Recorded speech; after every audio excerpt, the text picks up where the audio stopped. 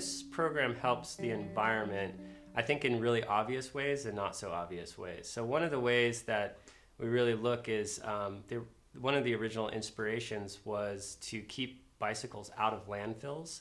There's as I can tell, there's unlimited resource of old, broken, used bicycles.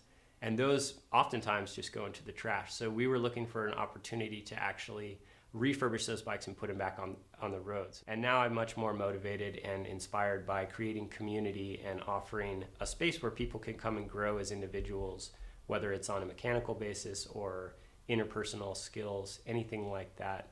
And for me, every day is a new intention, a new desire to be here.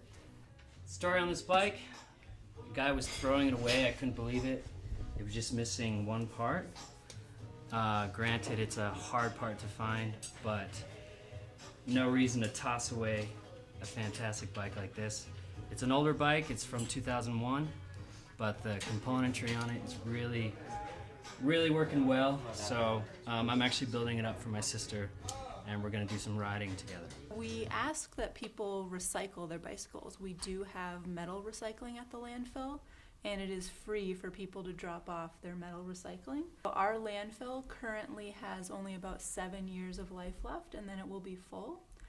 The things that are going directly into the landfill, like garbage trucks, whatever people put in their garbage gets put in the landfill. What would it be like if people would actually reach for their bicycle rather than their car keys for trips in and around town?